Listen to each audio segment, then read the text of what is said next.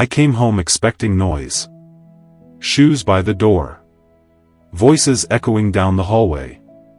Instead, silence. No laughter. No footsteps. My children were gone. A note on the table said they'd been taken for community safety. I froze. Heart pounding. And then I realized they had no idea who they were dealing with. Before all of this, the neighborhood looked perfect. Quiet streets. Trimmed lawns. Smiles that felt rehearsed. I moved here for my children. Safe sidewalks. Schools I could trust. A place where they could ride bikes without me hovering every second. The HOA had a reputation, strict, maybe obsessive. Everyone said the same thing, follow the rules, and you'd be fine. So I did. Grass trimmed to regulation. Garbage hidden by sunset. Cars parked precisely where bylaws allowed. My kids followed routines. Morning school.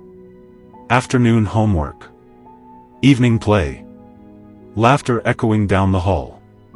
They were kids. For a while, nothing felt wrong. But there were warning signs. Cameras mounted high, notices arriving too often, HOA members lingering in slow drives past our house. One neighbor whispered, "They watch everyone." I shrugged. Paranoid thoughts, I told myself. Communities protect families. Right? The first notice was almost laughable. Unauthorized object visible from the street, it read. The object? A child's scooter, leaning against the porch. I moved it inside, thinking nothing of it.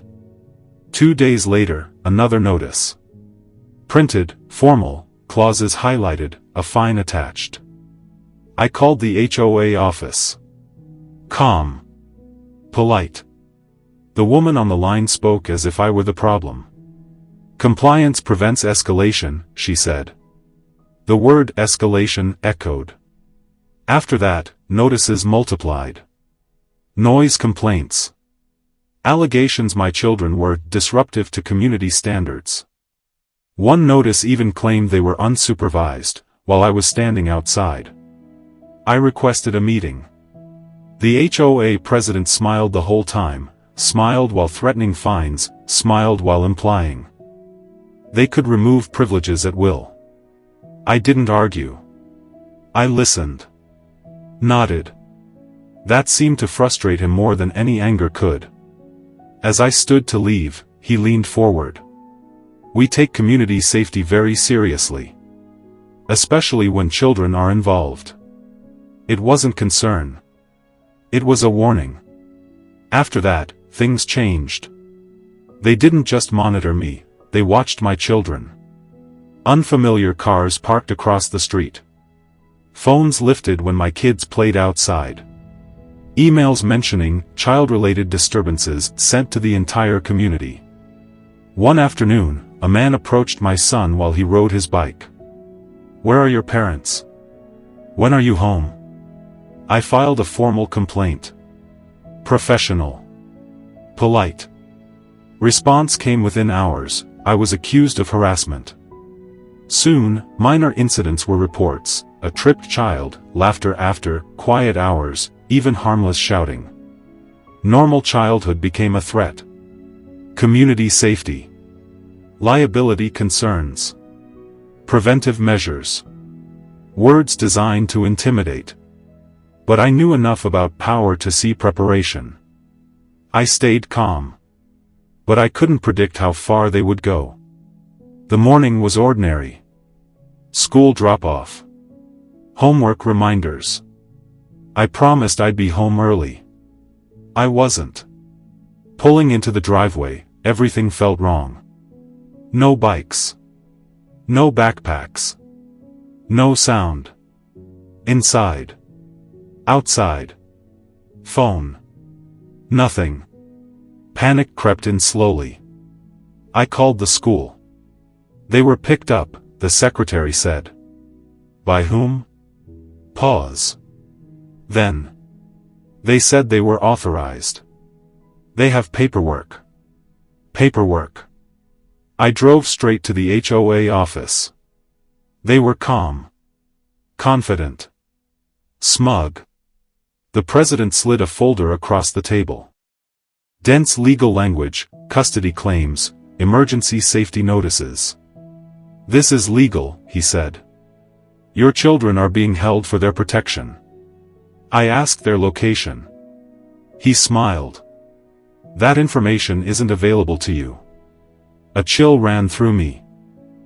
Not fear. Focus. I stood. Thanked them for their time. They expected tears, threats, begging. Instead, silence. 48 hours. No calls. No outrage. No lawyers pounding doors. Just movement behind the scenes. Phone calls from private lines. Documents analyzed. Emails cataloged. Timelines reconstructed. The HOA misread it as surrender. They grew bolder. Notices reminding me of non-compliance. A voicemail. Cooperate if you want things to go smoothly. No response. Because when you understand systems, you wait until the moment it matters. And when it did, one call changed everything. The HOA thought they'd won. They celebrated decisiveness. Toasted themselves for protecting the community. They set precedents in their minds. My children were still gone. They believed it meant control. They had no idea the clock was already ticking. Federal vehicles arrived quietly. No sirens, no chaos. Just authority. The president demanded identification. It was provided. Questions followed. Demands for records. Custody orders. Surveillance logs. Panic crept into their faces. I walked in last.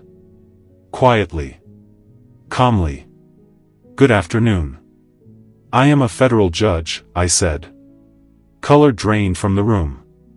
I explained, clearly, the federal civil rights violations, unlawful detention, and abuse of authority. Every word landed like a gavel. They tried to speak. They were not allowed. Board members separated. Phones confiscated. Assets frozen. Charges read slowly. Clearly. No shortcuts. No favors. The system they thought they controlled turned on them. Exactly as it should. When my children returned, they walked quietly. Tired, drained. I knelt, holding them without words. Some moments require no dialogue. Justice was served. Healing would come later. Power is loud when insecure. True authority waits. Does not threaten. This was accountability, not revenge. And if you want more stories where the abuse of power meets consequences, subscribe.